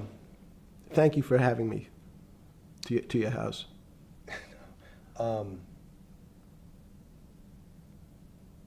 Vegetable juice. Let's go back. Look what vegetable juice does. When did the beginning of that, was there any one aha moment in all these great thinkers? Did it happen before 2008? Was it after? That came up over, I know, many years, but when did you actually realize, hey, something new's got to be developed? Yeah, that's great. Is that because again, I'm privileged enough to have people around me who've given lots of philanthropic gifts to institutions of higher learning, and when I said the impact, how do you judge the impact of your giving? And we sat down and said, no really new ideas have come out. And I realized that, of course, it hasn't come out because we've been looking at using science and mathematics, and it's the wrong tool. It's obvious. Institutions that are set up and try to put forward knowledge and understanding and truth, should they take your money? Derek Bach at Harvard said, taking money for good causes is a good thing. So if Hitler took all the gold out of the teeth of the Jews and said, I want to give this to Heidelberg University to fund the Leibniz chairs so that I can study high energy physics, Derek Bach would say that was fine? Again, these questions are questions where good people on both sides, like your Charlottesville, could differ. I don't know the answer to these questions. So tell us the two. Give us the two answers. The one answer why it shouldn't be, and then the one answer. Derek Bach says, I'll essentially take cash from anybody because I got so many projects, so many good guys, and this is the way I'll do it. So I'm indifferent to where the cash comes from. Money's money. And if I got good guys, I'm the fiduciary that says these are good people and this is good research, okay? I'll take the cash from any source, including you. What's the other argument? Let me give you that. I know in my case, Is your money dirty money? if you live, I just asked a question. Is your money dirty money? no, it's not. So in fact, Why is it so- not dirty money? Because I earned it, a heart. But you earned it. I earned it legally. We went back to this before. You earned Yes. it. You earned it advising the worst people in the world, right? That do enormous bad things, and just to make more money. So instead of asking me the question, should you take the money? Because I think it's a legitimate question. Do you think it's a legitimate question? Yes, no Why? question. Because I think about, ethics is always a complicated subject, but I can tell you that with the money I gave to help try to eradicate polio in Pakistan and India, instead of asking me whether that money should be given to these children for vaccines, I think you might want to ask their mothers who received the vaccine, who know their child now won't get polio, and ask them if Epstein should have helped these people with their money. If we walked in, you're is a that a fair mathematician. question? You're a mathematician. If we walked into that clinic where they're giving that money out to these people that are in the most dire straits of poverty and sickness, and told them that the money was coming from class 3 sexual predator? Tier 1. Was tier 1's the highest and worst? No, I'm The lowest? I'm the lowest. You're the yes. lowest. Okay, tier 1, you're the lowest. But a criminal. Yes. That the money came from them. What percentage of people do you estimate? I understand you don't like probabilities. Do you estimate would say, I don't care, I want the money for my children? I would say everyone said, I want the money for my children. Did they know where the money came from? I think if you See, told them, if I told them 100%. the devil Himself. The devil himself said, I'm going to exchange some dollars for your child's life. Do you think you're the devil himself? No, but I do have a good mirror. It's a serious question. Sorry. Do you think you're the devil himself? I don't know. Why would you say that? Because you have all the attributes. You're incredibly smart. You remember the devil is Was somebody the devil knows smart? The devil's brilliant. You read Milton's Paradise Lost. No, the devil scares me. Satan is at the number 1 or 2 archangel, and the reason he goes to hell and leads the rebellion is because he can't be the top guy. And his thing is, I'd rather reign in hell than serve in heaven. I saw that in a movie once called American Dharma. I don't remember who said it. Okay, we have to go. Okay, good. Okay. That was good.